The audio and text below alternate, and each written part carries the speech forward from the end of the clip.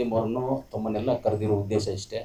ಹೀಗೆ ರೀಸೆಂಟಾಗಿ ನಮ್ಮ ಮಾಜಿ ಸಂಸದರು ಮುನ್ಸಾಮಣ್ಣ ಅವರು ಹಾಗೂ BJP ಜಿಲ್ಲಾಧ್ಯಕ್ಷರು ನಮ್ಮ ಚಲಪತಿ ಅವರು ಕೋಲಾರಲ್ಲಿ ಏನೂ ಡೆವಲಪ್ಮೆಂಟ್ ಆಗಿಲ್ಲ, ಕೋಲಾರ ಸುಮ್ಮನೆ ಮಾತುಗಳು ಮಾತ್ರ, ಸರ್ಕಾರ ಏನೂ ಮಾಡ್ತಾ ಇಲ್ಲ, ಇವರು ಏನೂ ಮಾಡ್ತಾ ಇಲ್ಲ, ಎಲ್ಲಿ ಯಾರೂ ಏನೂ ಇಲ್ಲ ಅಂತ ಹೇಳ್ತಾ ಇದ್ದರು. ನೀವೆಲ್ಲ ಪತ್ರಿಕಾ ಮಾಧ್ಯಮದವರು ಇಂಟೆಲಿಜೆನ್ಸ್ ರಿಪೋರ್ಟ್ ತೊಗೊಳ್ಳಿ. ನಾನು 3 ವರ್ಷ ಆಯ್ತು MLA ಆಗಿ. 3 ವರ್ಷದಿಂದ ಫಸ್ಟ್ ಟೈಮ್ ಮೊನ್ನೆ 5ನೇ ತಾರೀಕು ಫ್ಲೈಟ್ ಎತ್ತಿ 15ನೇ ತಾರೀಕು ವಾಪಸ್ ಬಂದಿದ್ದೀನಿ 10 ದಿವಸಗಳ ಕಾಲ. ಫಸ್ಟ್ ಟೈಮ್ 3 ವರ್ಷಗಳ ಕಾಲ ಫ್ಲೈಟ್ ಅಂದರೆ ಇಲ್ಲಿ ಲೋಕಲಲ್ಲಿ ಯಾವಾಗ ಬೆಳಗ್ಗೆ ಹೋಗಿ ಸಾಯಂಕಾಲ ಬಂದು ಹೈದರಾಬಾದು, ಬೆಂಗಳೂರು, ಕೇರಳ, ಚೆನ್ನೈ ಅಲ್ಲಿ ಹೋಗಿರ್ತೀವಿ, ಬೆಳಗ್ಗೆ ಹೋಗಿ ಸಾಯಂಕಾಲ ಬಂದಿರ್ತೀವಿ. ಅವತ್ತು ಒಂದು ದಿವಸ ಆಗಿಬಿಟ್ರೆ ನಾವು ಈ ತಾನೇ ಅಮೇರಿಕಾಗೆ ಹೋಗಿ ಬಂದೆ ನಾನು. ಆದರೆ 3 ವರ್ಷಗಳ ಕಾಲ ಜನಗಳ ಮಧ್ಯೆನೇ ಇದ್ದೀವಿ, ನಾವು ಎಲ್ಲೂ ಹೋಗಿಲ್ಲ, ಜನಗಳ ಮಧ್ಯೆನೇ ಇದ್ದೀವಿ.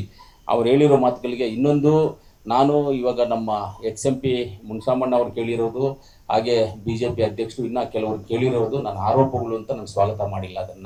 ಅದು ಏನು ಹೇಳಿದ್ದೀನಿ ಅಂತ ಅವ್ರು ಕೇಳುವಂಥ ಜವಾಬ್ದಾರಿ, ಅವ್ರ ಜವಾಬ್ದಾರಿಯನ್ನು ಅವ್ರು ನಿಭಾಯಿಸಿದ್ದಾರೆ ಅಂತ ನಾನು ತಗೊಂಡಿದ್ದೀನಿ ಅದನ್ನು.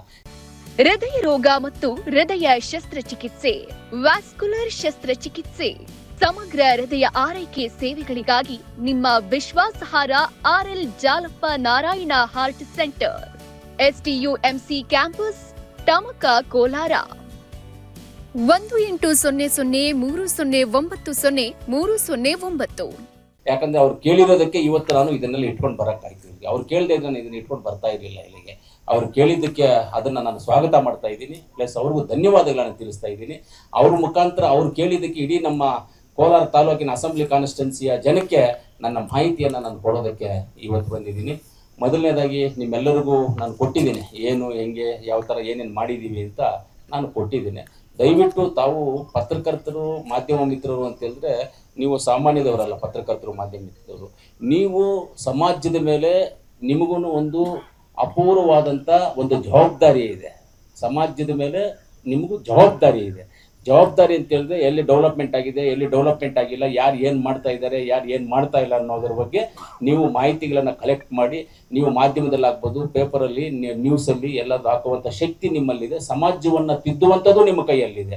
ಸಮಾಜಕ್ಕೆ ಒಳ್ಳೆ ಸಂದೇಶ ಕಳಿಸೋದು ನಿಮ್ಮ ಕೈಯಲ್ಲಿರುತ್ತೆ, ಕೆಟ್ಟ ಸಂದೇಶ ಕಳಿಸೋದು ನಿಮ್ಮ ಕೈಯಲ್ಲಿರುತ್ತೆ. ಆದರೆ ನೀವು ಒಳ್ಳೆ ಸಂದೇಶ ಕಳಿಸ್ತಾ ಇರೋದು ಅಂತ ನಮ್ಮ ಒಂದು ಅನಿಸಿಕೆ, ಅಭಿಪ್ರಾಯಗಳಲ್ಲಿ ನಾವಿದ್ದೀವಿ. ಅದರಿಂದ ನಾವು ನಿಮ್ಮನ್ನು ಇವತ್ತಿಲ್ಲಿ ಕರೆದಿರೋದು. ಅದರಿಂದ ನಮಗೆಷ್ಟು ಜವಾಬ್ದಾರಿ ಇದೆಯೋ ಖಂಡಿತವಾಗ್ಲೂ ನಿಮಗೂ ಅಷ್ಟೇ ಜವಾಬ್ದಾರಿ ಇದೆ, ನಿಮಗೂ ಅಷ್ಟೇ ಜವಾಬ್ದಾರಿ ಇದೆ. ನಾವೆಲ್ಲರೂ ಜವಾಬ್ದಾರಿ ಸ್ಥಾನದಲ್ಲಿರುವಂಥವ್ರು.